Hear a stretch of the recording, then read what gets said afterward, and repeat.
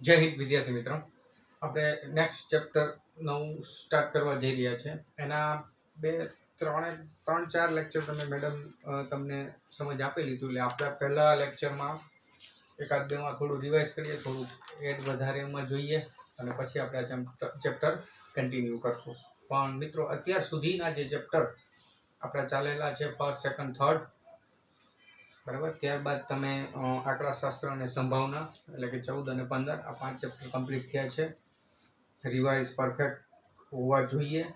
તમે તમારું આયોજન એવી રીતે બનાવવું પડે, જે કરંટ ચેપ્ટર ચાલુ છે એ તો પ્રેક્ટિસ કરવાની, પણ સાથે સાથે પેરેલલ વીકમાં 3 દિવસ કોઈ આગળનું ચેપ્ટર બી રિવાઇઝ આપણે લઈ શકીએ. એ રીતનું આપણું આયોજન હોવું જોઈએ. ચાલો, આપણે આ જે ચેપ્ટર છે, ચેપ્ટર 6 ત્રિકોણની સમરૂપતા. એમાં મેડમે તમને પહેલા લેક્ચરમાં એક સંગતતા કોને કહેવાય તેના વિશેની સમજ આપેલી હતી અને સમરૂપ ત્રિકોણ કોને કહેવાય એ બી સમજી ગયેલા હતા. બરાબર છે. લેક્ચર 2માં તમે, મને ખ્યાલ છે ત્યાં સુધી, સ્વાધ્યાય 6.1ની જે બે એક્સરસાઇઝ હતી, એક્સરસાઇઝ છે એના ક્વેશ્ચન તમે જોયેલા હતા. અને ત્યારબાદ લેક્ચર 3માં પ્રમેયનું સ્ટેટમેન્ટ સમજેલા હતા અને સ્વાધ્યાય 6.2નો ક્વેશ્ચન 1 જોયેલો હતો. અને એના પછીના લેક્ચર એટલે કે લેક્ચર નંબર 4માં તમે લોકોએ સ્વાધ્યાય 6.2નો ક્વેશ્ચન 2 જોયું. એટલે આઈ થિંક સ્વાધ્યાય 6.2ના ક્વેશ્ચન 2 સુધી તમે લોકોએ અભ્યાસ કરેલો છે. એ 1 માર્કના પ્રશ્ન લેવલના જે ક્વેશ્ચન તમે જોયેલા છે.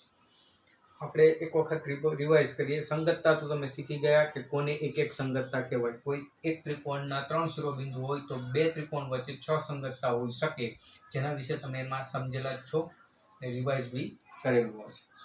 આપણે ખાસ તો પહેલા જોઈએ 9મા ધોરણમાં તમે જે શીખેલા કે એકરૂપતા, બરાબર, એ ત્રિકોણની એકરૂપતા. પણ એના પહેલા આપણે ફક્ત વિચાર કરીએ કે એકરૂપ આકૃતિઓ કોને કહેવાય. તો કે સિમ્પલ છે, આકારની દ્રષ્ટિએ સમાન તેમજ માપની દ્રષ્ટિએ પણ સમાન, બિલકુલ સમાન આકૃતિ હોય તેને એકરૂપ આકૃતિ કહેવાય. આકાર અને માપ બંનેની દ્રષ્ટિએ સમાન આકૃતિઓને એકરૂપ આકૃતિ કહેવાય. જેમ કે આ બે પેન છે, બંને જો આકાર અને માપની દ્રષ્ટિએ સમાન છે, માટે આ બંને પેન એકરૂપ આકૃતિ,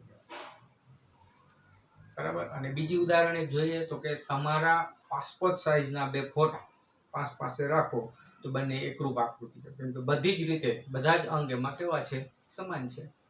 બરાબર છે મિત્રો. એટલે કે તમારા બે પાસપોર્ટ સાઇઝના ફોટા એ એકરૂપ આકૃતિઓ છે. અને એ જ રીતે ત્રિકોણની એકરૂપતાની વાત કરીએ આપણે તો કે બે ત્રિકોણ હોય, માનો કે આપણે બે કોઈ પુઠ્ઠું છે એમાંથી બે ત્રિકોણ કાપેલા છે, એક ઉપર એક ત્રિકોણ મૂકી અને બંને બંધ બેસતા આવે તો એકરૂપ કહેવાય. આવું બંધ બેસતા ક્યારે આવે તો કે 3 ખૂણા સમાન હોય અને 3 બાજુના માપ સરખા હોય તો જ એક કટિંગ પર બીજું કટિંગ બંધ બેસતું આવે. આ એક પેન છે, એના પર એક પેન મૂકીએ તો બંધ બેસતું, કારણ કે બધી જ એના માપ સમાન છે. આવી રીતે મૂકું તો પણ બંધ બેસતું, આવી રીતે મૂકું તો પણ બંધ બેસતું. માટે આ બે આકૃતિ, આ બે પેન છે તે એકરૂપ આકૃતિ. એવી જ રીતે બે ત્રિકોણ કોઈ પણ બે ત્રિકોણને આપણે વિચારીએ, અનુરૂપ ખૂણા એકરૂપ હોય અને અનુરૂપ બાજુઓના માપ પણ સમાન હોય તો તે બે ત્રિકોણ એકરૂપ ત્રિકોણ કહેવાય. બરાબર છે. અને એવું તમે ત્યાં શીખેલા હતા. જેમ કે આપણે વિચારીએ કે ત્રિકોણ ABC અને ત્રિકોણ PQR, ત્રિકોણ ABC અને ત્રિકોણ PQR માં આપણે વિચારીએ તો કે આ ખૂણો અહીં આ છે તો અહીંયા પણ એ જ છે, આ ખૂણો અહીં આવો છે તો આ પણ અહીંયા આવો છે, આ ખૂણામાં અહીં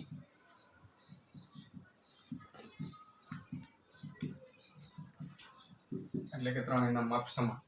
તો અહીં ત્રિકોણ ABC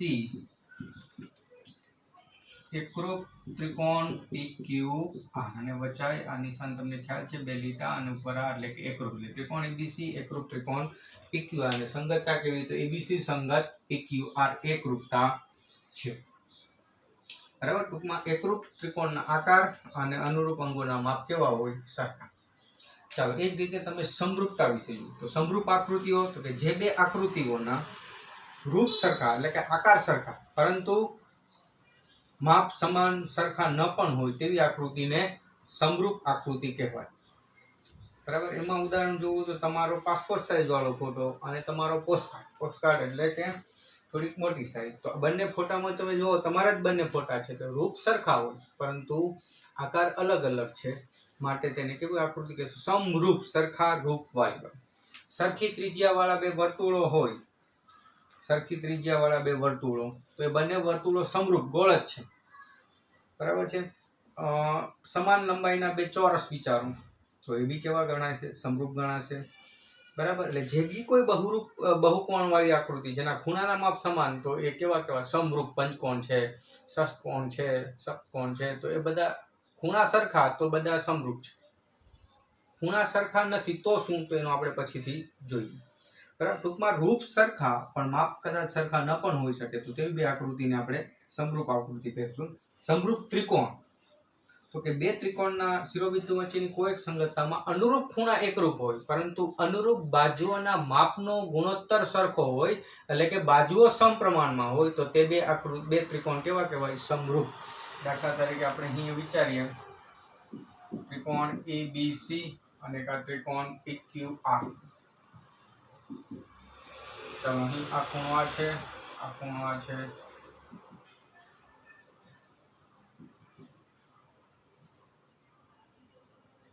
આવું આપણે વિચાર. એટલે કે ત્રિકોણના ખૂણાના માપ કેવા છે? સમાન, પણ એક ત્રિકોણ મોટો અને એક ત્રિકોણ નાનો દેખાય છે. એટલે કે ખૂણા સમાન છે. ખૂણો A એકરૂપ ખૂણો P, ખૂણો B જેટલો જ માપ ખૂણો Q છે, ખૂણો C એકરૂપ ખૂણો A, પરંતુ AB ના છેદમાં PQ બરાબર BC ના છેદમાં QR બરાબર AC ના છેદમાં PR. બાજુના માપનો ગુણોત્તર સરખો, એટલે કે બાજુ સમપ્રમાણમાં. ઘણી વખત શબ્દ આવશે, તમે બુક વાંચશો તો પણ, બાજુના માપ સમપ્રમાણમાં. બાજુના માપ સમપ્રમાણમાં એટલે કે બાજુના માપનો ગુણોત્તર સરખો હોય, તો આ બે ત્રિકોણ અહીં કેવા કહેવાશે? તો કે ત્રિકોણ ABC સમરૂપ ત્રિકોણ PQR. આ જે નિશાન છે બાળકો, તે સમરૂપનું છે, બરાબર છે. એટલે એકરૂપ અને સમરૂપ. એકરૂપમાં ખૂણા અનુરૂપ ખૂણા સમાન, સમરૂપમાં પણ અનુરૂપ ખૂણા સમાન. એકરૂપમાં અનુરૂપ બાજુ પણ સમાન, જ્યારે અનુરૂપ બાજુના માપનો ગુણોત્તર સરખો. આ ખાસ ડિફરન્સ છે એકરૂપ ત્રિકોણ અને સમરૂપ ત્રિકોણમાં.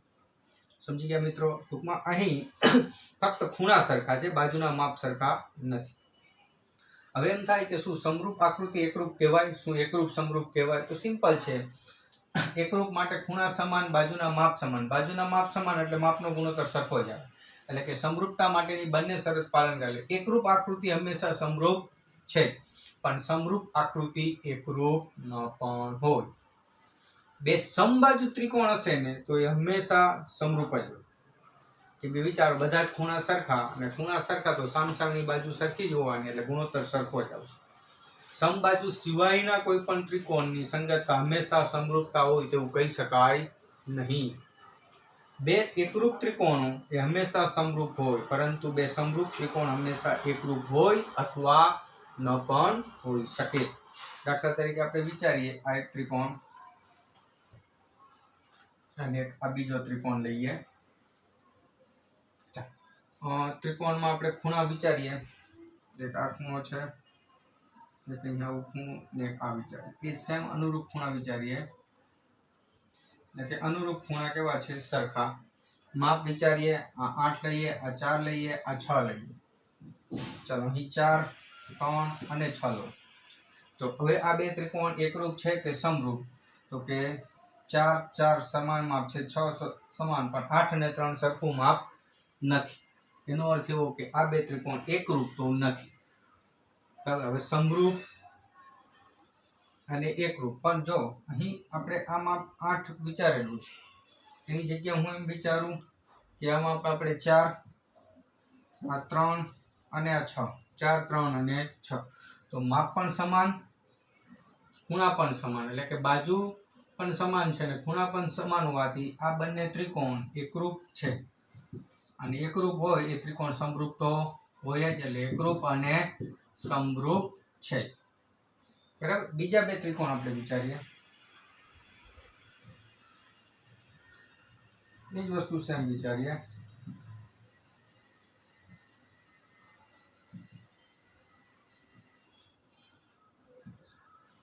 બરાબર. અહીં આપણે માપ વિચારીએ, આ 4, આ 5, આ 6, એના વિચાર હું 8, 10 અને 12. માપ બાજુના ખૂણા સમાન છે પણ બાજુના માપ સમાન નથી, પણ બાજુના માપનો ગુણોત્તર વિચારીએ. આમાં સૌથી નાની બાજુ 4, આમાં સૌથી નાની 8, તો 4 અને 8 નો ગુણોત્તર 1/2.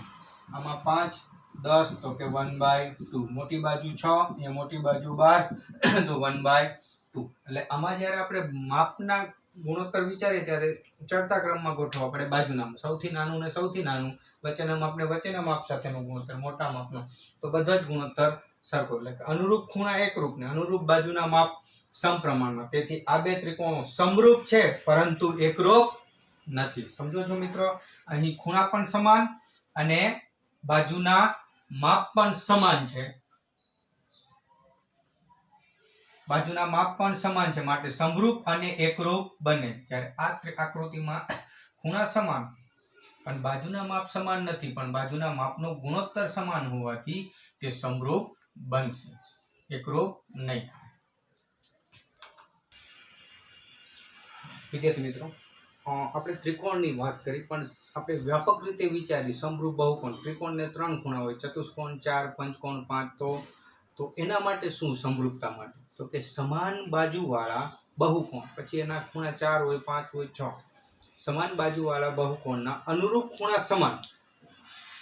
ખૂણા સમાન અને તેમની અનુરૂપ બાજુઓના માપનો ગુણોત્તર સમાન હોય તો તે બહુકોણો સમરૂપ કહેવાય. ટૂંકમાં ત્રિકોણ જેવું છે, અનુરૂપ ખૂણા એકરૂપ ને અનુરૂપ બાજુના માપનો ગુણોત્તર કેવો હોવો જોઈએ? સરખો. મિત્રો એક નોટ કરજો કે ત્રિકોણમાં છે ને અનુરૂપ ખૂણા એકરૂપ હશે ને તો અનુરૂપ બાજુના માપનો ગુણોત્તર સરખો થશે જ. કેમ કે પેલું આપણો ત્રિકોણનો પેલો ગુણધર્મ, સમાન ખૂણાની સામેની બાજુ સમાન લાગુ પડી જશે. પણ બહુકોણમાં બંને કન્ડિશનનું પાલન થયું, અનુરૂપ ખૂણા પણ એકરૂપ ને અનુરૂપ બાજુના માપનો ગુણોત્તર સમાન. બંને શરતનું પાલન થાય તો જ તે બે બહુકોણો સમરૂપ કહેવાય. ચાલો, તો એના પરથી આપણે ક્વેશ્ચન ક્યારેક 1 માર્કમાં આપણે કામ લાગી શકે કે નીચેની આકૃતિમાં દર્શાવેલ માપ પરથી કઈ આકૃતિ સમરૂપ છે અને કઈ સમરૂપ નથી તે જણાવવાનું. ચાલો, તો પહેલો ક્વેશ્ચન છે. જો આ મિત્રોનો આન્સર તમે જાતે લખી શકશો, હું તમને અત્યારે ઓરલી, કેમ કે 1 માર્કનું ક્વેશ્ચન થયું. આ બે ચતુષ્કોણ છે, બધા માપ સરખા, ખૂણા કાટખૂણા એટલે ચોરસ. આ પણ એક ચોરસ. આમાં બધા જ બાજુના માપ 4 છે, આમાં 2 છે. તો વિચારો, પહેલી કન્ડિશન 4 ખૂણા એટલે કે ખૂણા સરખા છે એટલે સમાન બહુકોણ ચતુષ્કોણ છે. ચાલો, અનુરૂપ ખૂણા સમાન અને અનુરૂપ બાજુના માપનો ગુણોત્તર વિચારો તો 4/2 એટલે કે 2. અને અનુરૂપ બાજુના માપનો ગુણોત્તર કેવો છે? સમાન છે. તો માટે આ બે આકૃતિઓ કેવી થશે? તો કે સમાન. એટલે તમારે કારણમાં કેવી રીતે લખવું? અહીં અનુરૂપ આકૃતિઓના ખૂણાઓ સમાન છે અને અનુરૂપ બાજુના માપનો ગુણોત્તર પણ સમાન હોવાથી આપેલ આકૃતિ સમરૂપ છે. એકરૂપ કહેવાશે? સ્વાભાવિક છે, સમજી શકો છો તમે. નહીં કહેવાય, કેમ કે એક ચોરસ નાનો અને એક ચોરસ મોટો. રૂપ સમાન છે પણ માપ સરખા નથી. ઓકે, ચાલો નેક્સ્ટ ક્વેશ્ચન.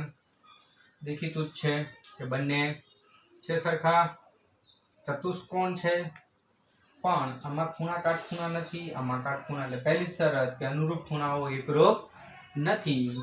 માટે શું થશે? હવે માનો કે આપણે વિચારીએ કે આના માપ બી 4 જ છે, એવું વિચારીએ.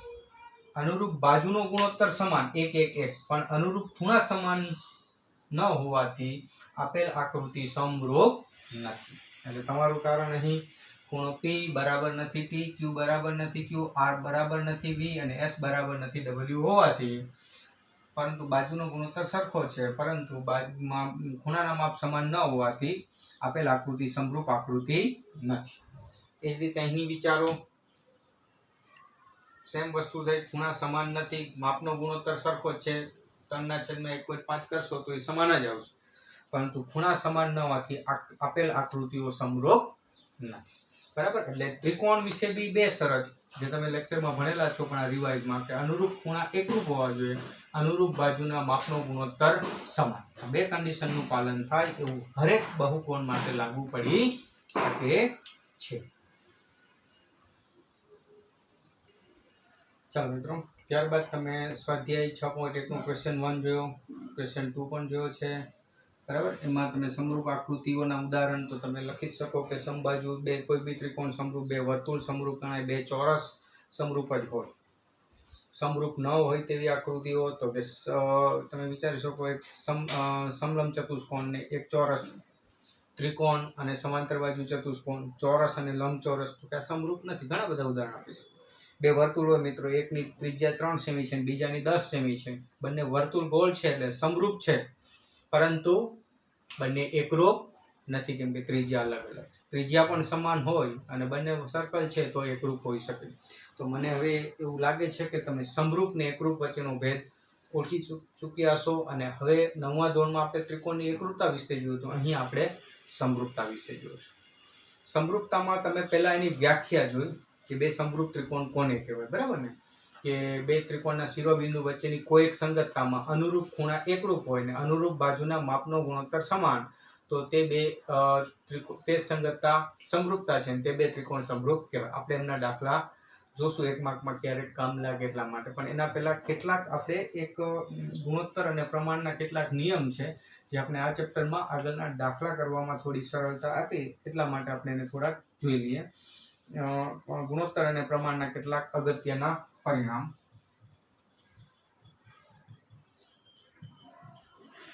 અને પ્રમાણના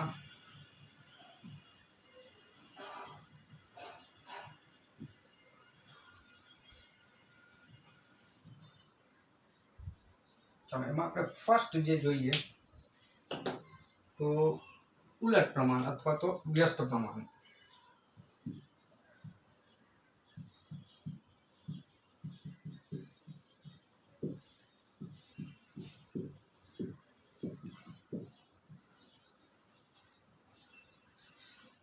તમે સિમ્પલ છે, આપણે ઉદાહરણ પહેલા લઈએ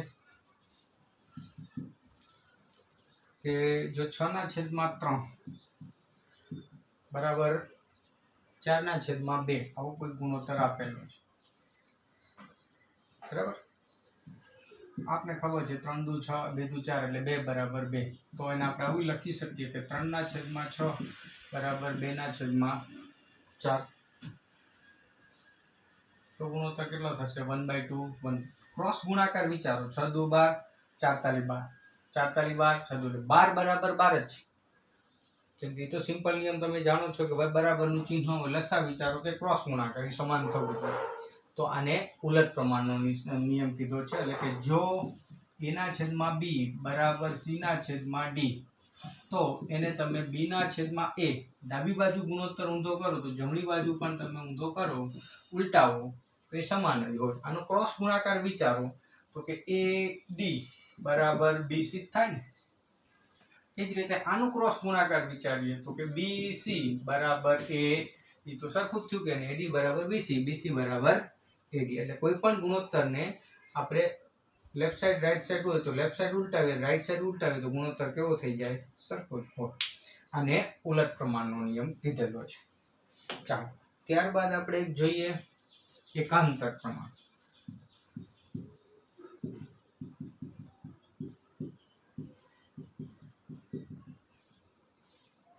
એમાં આપણે જોઈએ તો જો a/b બરાબર c/d, તો a/c બરાબર b/d લખી શકાય. મિત્રો અહીં તમે જોઈ શકો છો કે ad બરાબર bc ક્રોસ ગુણાકાર. હવે અહીંયા હું ક્રોસ ગુણાકાર કરું તો ad બરાબર bc, કોઈ ફરક પડે છે? સરખું જ છે. ઉપરોક્ત ઉદાહરણ જ આપણે જો જોઈએ, ફોર એક્ઝામ્પલ 6/3 બરાબર 4/2 એટલે 12 બરાબર 12. તો હું આનું એકાંતર કરું એટલે કે આ બંનેના પ્લેસ બદલું અથવા તો આ બંનેના, આપણે આના બનીએ તો 6/4 બરાબર 3/2, એટલે કે 3 અને 4 નું પ્લેસ બદલે તો 6 દુ 12 4 તાલી 12, એટલે કોઈ ફરક પડતો નથી.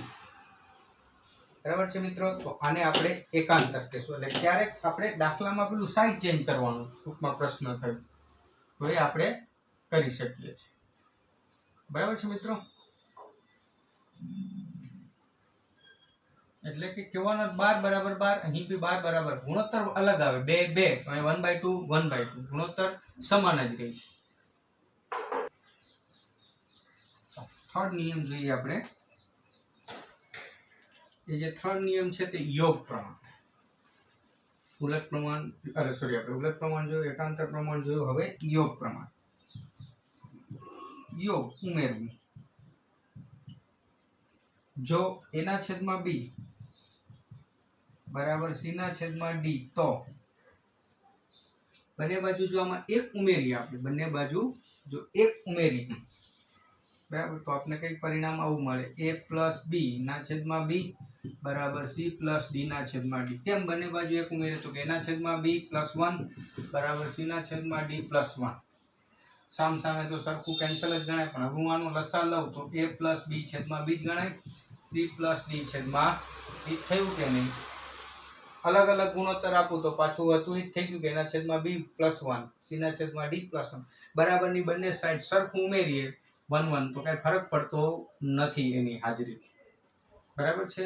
એ જ વસ્તુ આપણે ઉપરોક્ત ઉદાહરણમાં બી જોઈ શકીએ કે 6 ના છેદમાં 3 બરાબર 4 ના છેદમાં 2 બરાબર. અને આપણે જો યોગ પ્રમાણ આપીએ તો 6 પ્લસ 3 છેદમાં 3 4 પ્લસ 2 છેદમાં 2 એટલે કે શું થશે, 9 ના છેદમાં 3 બરાબર 6 ના છેદમાં 2. તો ગુણોત્તર 3 3 થયો કે નહીં. અહીંયા પણ 2 2 જ હતો. ક્રોસ ગુણાકાર કરશું તો બી સરખું થાય, 9 દુ 18 46 18 6 દુ 12 44 12. કહેવાનો અર્થ એવો કે +1 કરતા ગુણોત્તરને ફરક પડતો નથી. એટલે આપણે a પ્લસ b છેદમાં b c પ્લસ d છેદમાં d બરાબર. એટલે +1 બંને બાજુ સરખું આપણે ઉમેરવું, ડાબી બાજુ અને જમણી બાજુ, તો આપણે આવું એક પરિણામ મળે છે. એનું વ્યસ્ત પ્રમાણ આપીને કરું તો મને a ના છેદમાં a પ્લસ b c ના છેદમાં d તો પણ ચાલી શકે. પણ એનું કંઈ સમજવામાં આપણે કેટલું કરવાની જરૂરિયાત નથી. તો ત્યારબાદ નેક્સ્ટ આપણે જોઈએ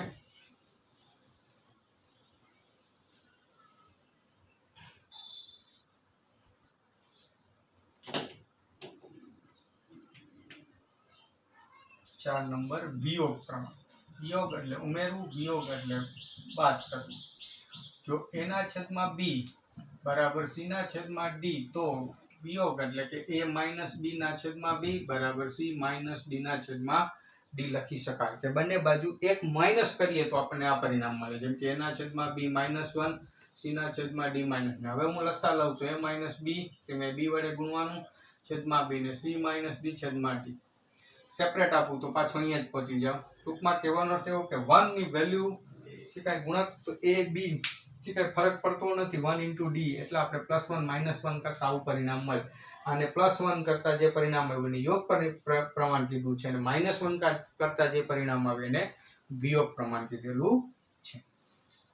આ શાના માટે છે મિત્રો, કે દાખલામાં ક્યારેક આપણે આવી રીતે સાદુરૂપ ઝડપથી કરવું હોય ને તો એની સરળતા માટે છે. આમાં સેમ ઉદાહરણ આથી તમે લાગુ પાડશો તો બંને વસ્તુ કેવી થશે, સેમ જ થશે. અને છેલ્લું પરિણામ જોઈએ મિત્રો આપણે,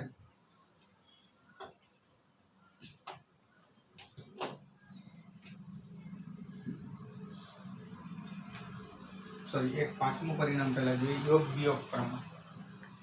એટલે કે યોગ અને વિયોગ બે સાથે કરીએ તો એ તમે હવે સમજી ચૂકેલા છો મિત્રો કે જો a ના છેદમાં b બરાબર c ના છેદમાં d તો યોગ પ્રમાણ એટલે a પ્લસ b, વિયોગ એટલે a minus b, a plus c plus d અને c માઇનસ d. અંશમાં યોગ અને છેદમાં b. આમાં પણ ઉપરનું ગુણોત્તરનું ઉદાહરણ લઈએ તો સેમ જ આવશે. તમે આ જ ઉદાહરણથી એનું સાબિતી મેળવી શકશો. ક્રોસ ગુણાકાર કરો તો બી પરિણામ સેમ આવે. અને છેલ્લું જે પરિણામ છે આપણું તે આપણે જોઈએ તો કે જો a ના છેદમાં b બરાબર c ના છેદમાં d બરાબર e ના છેદમાં f આવા ત્રણ ગુણોત્તર સરખા છે બરાબર, તો આના જેવો દરેક ગુણોત્તર આપણ થઈ શકે a + c + e છેદમાં b + d + f. કોઈ પણ બે નો ગુણોત્તર સરવાળો બી સરખો છે, કોઈ ત્રણ નો બી સરખો છે. દાખલા તરીકે આપણે વિચારીએ 10 ના છેદમાં 5 બરાબર, 8 ના છેદમાં 4 અને બરાબર 6 ના છેદમાં 3. દરેક નું ગુણોત્તર 2 2 ને 2 છે બરાબર. હવે હું આનો આ દરેક ગુણોત્તર એટલે કે 3 ને 3 નો સરવાળો લઈને વિચારું તો 10 + 8 + અંશનો સરવાળો છેદમાં છેદનો સરવાળો. 10 ને 8 18 ને 6 24 છેદમાં 5 ને 4 9 ને 3 12 કેટલો મળશે આ ગુણોત્તર મને 2 જ્યારે આ બી દરેક ગુણોત્તર કેટલો છે 2 એટલે કે હંમેશા સરખો કોઈ બે ને લઈને વિચારો તો 10 ને 8 18 5 ને 4 9 એટલે 18 ના છેદમાં 9 તો 2 જ થશે 8 ને 6 14 4 ને 3 7 ટૂંકમાં કહેવાનો અર્થ એવો કે દરેક ગુણોત્તર a plus c plus c a plus c છેદમાં b plus d તો પણ ચાલે c plus c છેદમાં d plus f તો પણ ચાલે 10 + 6 16 5 + 3 8 તો 2 કહેવાનો અર્થ એવો કે આવી રીતે જ્યારે ગુણોત્તર સરખા હોય તો એના અંશનો સરવાળો છેદમાં છેદનો સરવાળો સમાન એમાં કોઈ પણ બે નો અંશનો સરવાળો તો એને અનુરૂપ છે અનુરૂપ ઉપર a plus c તો નીચે d plus f આપણાથી ન લખે ઉપર a plus c તો નીચે b plus d એટલે કે અનુરૂપ ગુણોત્તરનો જે સરવાળો છે હંમેશા સમાન હશે બરાબર છે મિત્રો એટલે આ પરિણામ આપણે યાદ રાખવા પડશે અને આ આપણી જાણકારી માટે છે ભૂતકાળમાં આવું એક ચેપ્ટર આવતું 9th સ્ટાન્ડર્ડમાં ગુણોત્તર અને પ્રમાણ ત્યારે એની વિસ્તૃત સમજૂતી પણ આપણે અત્યારે સરળતા માટે કે ઉલટ પ્રમાણ એટલે જે ગુણોત્તર આપેલો છે એની બંને સાઈડ